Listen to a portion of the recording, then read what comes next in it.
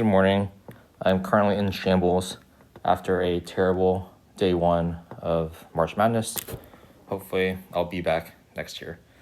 But I do have to give you information on the ideal gas law to prepare y'all for exam, or the final exam.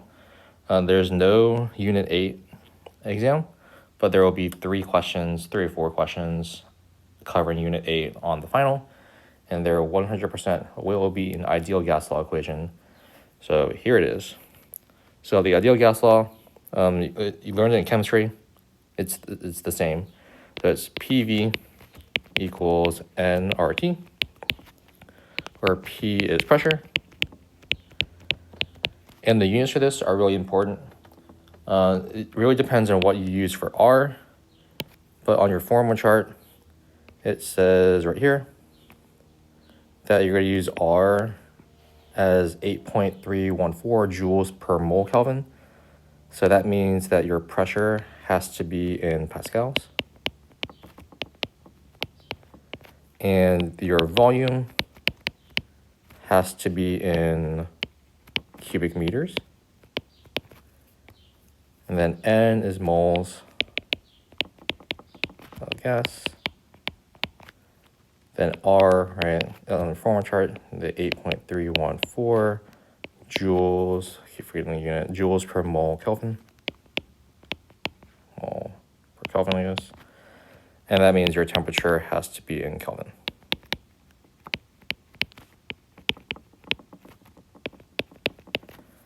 Okay, so if you're given Celsius, you have to be able to convert that to Kelvin. And luckily, you don't have to remember it because it tells you right here that your temperature in Kelvin is your temperature in Celsius plus 273.15. So Kelvin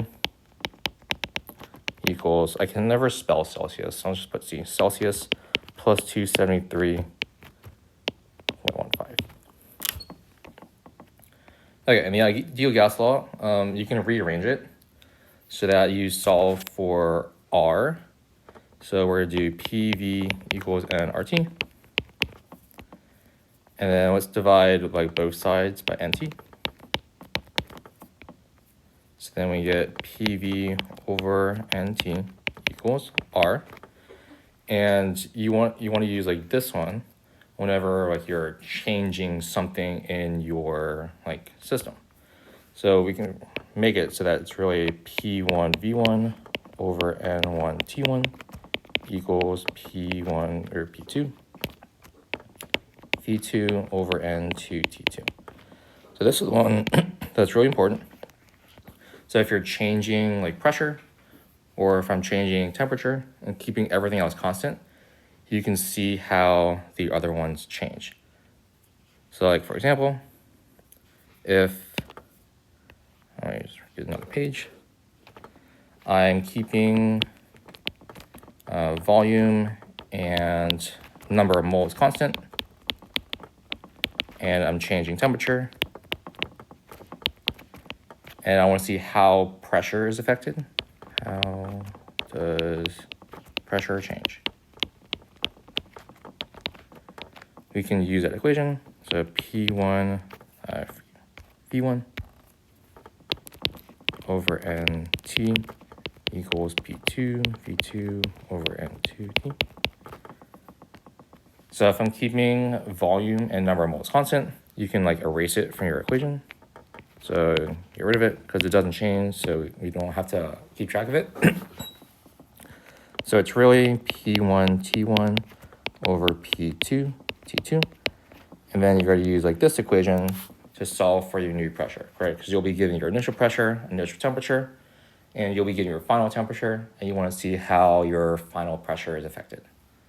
So this is useful for question 7 on your homework. And then I posted like the scaffolds to the questions that you're going to do today in Schoology. All right. And then this equation is also good to see if like you'll do this in your FET, but you can also use the equation to see like the relationships between the different variables. So if like for comparing, we can do pressure and temperature again. If one's on top and one's at the bottom, then that means they are directly related. So that means if I increase my temperature, right, I'll also increase my pressure. And the same thing if I go like decrease and decrease. And then if they are like next to each other, that means they're inversely related. So that means if I decrease my volume, that means I will increase my pressure. And if I increase my volume, that means I will decrease my pressure. And hopefully you figured out all those types of relationships in the PhET simulation.